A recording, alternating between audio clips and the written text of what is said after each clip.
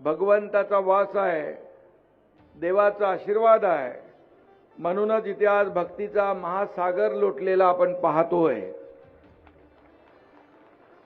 गंगागिरी महाराजांनी वारकरी संप्रदायाच्या वाढीसाठी 179 वर्षापूर्वी सुरू केलेले अखंड हरिनाम सप्ताहाची परंपरा आजही सुरू आहे. इथल्या अखंड नामस्मरणामुळे संपूर्ण वातावरणामध्ये देखील एक भक्तिभाव आणि प्रसन्नता, एक मांगल्य आपल्याला पाहायला मिळतंय. या ठिकाणी या पवित्र सोहळ्यात मुख्यमंत्री, मी स्वतः, पालकमंत्री आणि आपण सगळेजण या आनंदाच्या सोहळ्यामध्ये उपस्थित राहण्याचं भाग्य आपल्या सगळ्यांना मिळालेलं आहे. आपण सगळे भाग्यवान आहोत आणि म्हणून हा भाग्याचा आणि आनंदाचा दिवस आहे. आपले संत सांगून गेले आहेत, विठुरायाचं नमन करणाऱ्या भक्तामध्ये साक्षात विठ्ठलाचा अंश येतो. त्यामुळे या अखंड हरिनाम सप्त्यामध्ये सहभागी झालेले आपण सर्व भाविक आमच्यासाठी विठ्ठल स्वरूपच आहात, हे देखील मी या ठिकाणी सांगू इच्छितो. तुमची ऊर्जा आणि भक्तीचा उत्साह पाहिल्यानंतर आम्ही सकाळी 8 वाजल्यापासून बघत होतो, इकडं माणसं सगळे येत होती आणि हे एक आगळं वेगळं चित्र आपण या अखंड हरिनाम सप्ताहाच्या माध्यमातून पाहतोय. आणि म्हणून एक आपण म्हणतो, गावाची एकी तर देवाची कृपा नक्की. आणि म्हणून आज या पंचकृषीमध्ये आपल्या सगळ्यांची एकी या ठिकाणी या अखंड हरिनाम सप्ताहाच्या माध्यमातून आपल्याला पाहायला मिळते आहे.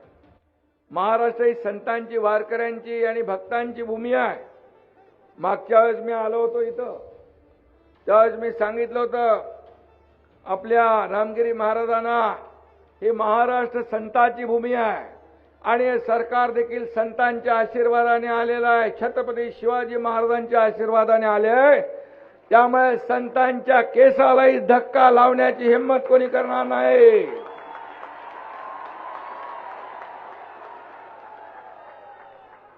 आणि आम्ही जे बोलतो जाहीरपणे.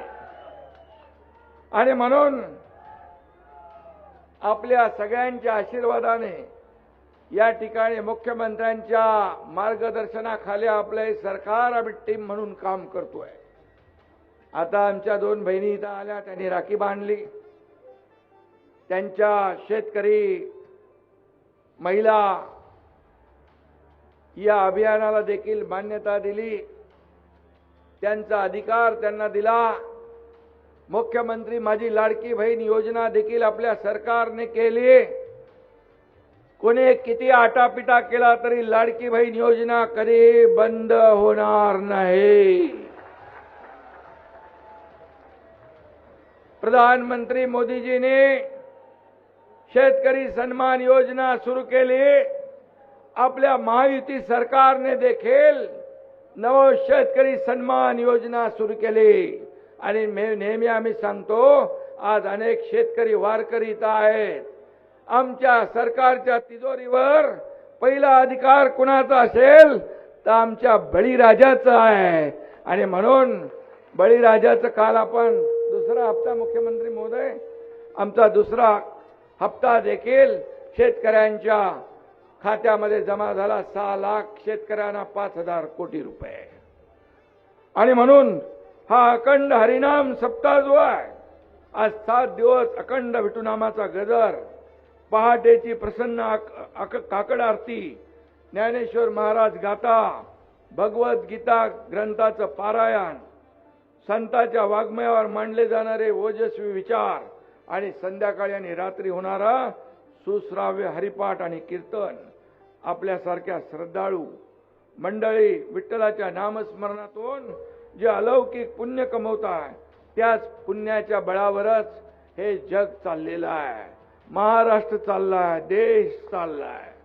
आणि म्हणून या सप्ताहातून मोठा पुण्य संचय होतोय, संतांच्या विचाराचं प्रबोधन होतोय.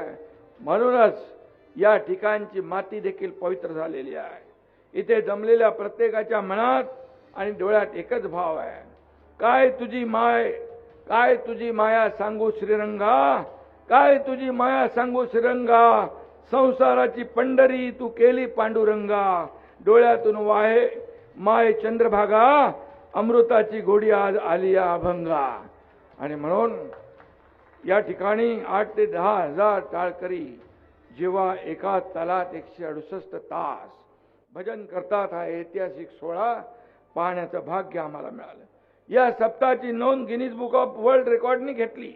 विठ्ठलाच्या भक्तीपुढे कुठलाही जागतिक विक्रम खुजाचा आहे, छोटाचा आहे. आणि म्हणून उलट या सप्ताहाची दखल घेतल्याने गिनीज बुकाचंच वजन वाढलेलं आहे.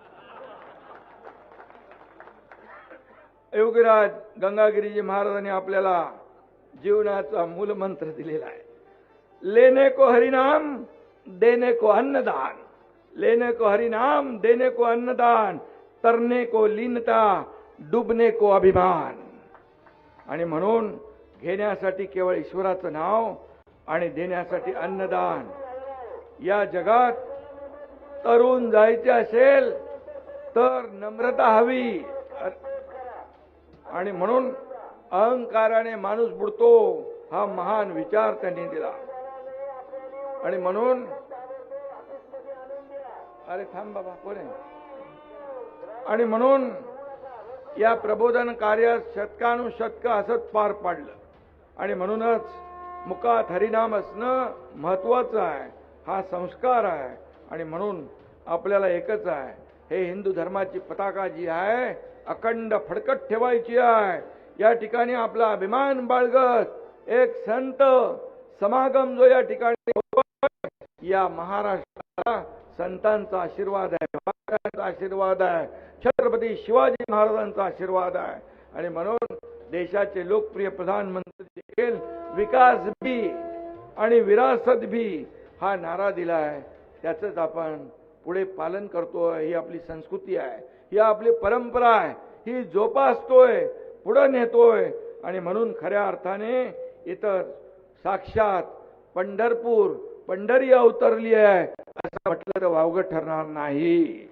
आणि म्हणून मी आपल्याला एवढंच सांगतो की इथून जाताना आपण या ठिकाणी जे संतांचं प्रबोधन, आशीर्वाद आणि ज्या काय भावना घेऊन जाल, या भावनांमुळे आपापल्या भागामध्ये, आपापल्या या महाराष्ट्राच्या कानाकोपऱ्यामध्ये हे जे काही संतांचे वचनं आहेत ती घेऊन आपण जाल. आणि म्हणूनच हा आपल्यासाठी अतिशय महत्वाचा अखंड हरिनाम सप्ताह आहे. इथं कोणी श्रीमंत नाही, कोणी गरीब नाही, कोणी कोणत्या जातीचा आहे कोणी पाहत नाही. आणि म्हणून सगळे जातीभेद विसरून इथं आपण एकत्र येतो आणि अखंड हरिनाम सप्ताह या ठिकाणी आपण करतो. आणि म्हणून मी गगनगिरी महाराजांना, आपल्या रामगिरी महाराजांना मनापासून धन्यवाद देतो. गेले अनेक वर्ष आपण याचं काम करताय, आम्हाला इथे येण्याचं भाग्य मिळत आहे. आणि म्हणून असंच काम या पुढे देखील सुरू ठेवा. मुख्यमंत्री आहेत इकडं आणि तुमचा एकनाथ शिंदे पण आहे, त्यामुळे काही काळजी करू नका. आम्ही सगळे आपल्या सोबत आहोत. आपल्या आशीर्वादानेच आम्ही काम करतोय. आपल्या आशीर्वादाने आमच्यासारख्या कार्यकर्त्यांना बळ, ऊर्जा, प्रेरणा मिळते आहे. आणि म्हणूनच हे सरकार जे आहे तुमचं आहे, हे सरकार सर्वसामान्यांचं आहे, गोरगरिबांचं आहे, लाडक्या बहिणींचं आहे, वारकऱ्यांचं, कष्टकऱ्यांचं, शेतकऱ्यांचं आहे. आणि म्हणून या सगळ्या लोकांच्या पाठीशी हे सरकार आहे. आणि म्हणून तुमच्या आशीर्वादानेच या ठिकाणी प्रेरणा आणि बळ मिळते आहे. म्हणून आपल्याला मनापासून मी खूप खूप शुभेच्छा देतो. जाता जाता एवढंच सांगतो, मांगल्याचा दीप उजळो, भक्तीचा हा भाव राहो, पांडुरंगाचा आशीर्वाद सदैव आपल्या पाठीशी राहो, अखंड चालो हा नामाचा गजर, विठ्ठलाची कृपा राहो. सुख, समृद्धी आणि समाधानाने तुमचा प्रत्येक दिवस आनंदी जाओ. धन्यवाद. जय हिंद, जय महाराष्ट्र. आणि परत एकदा मी रामगिरी महाराजांना धन्यवाद देतो. रामगिरी महाराजांना खूप खूप मनापासून शुभेच्छा.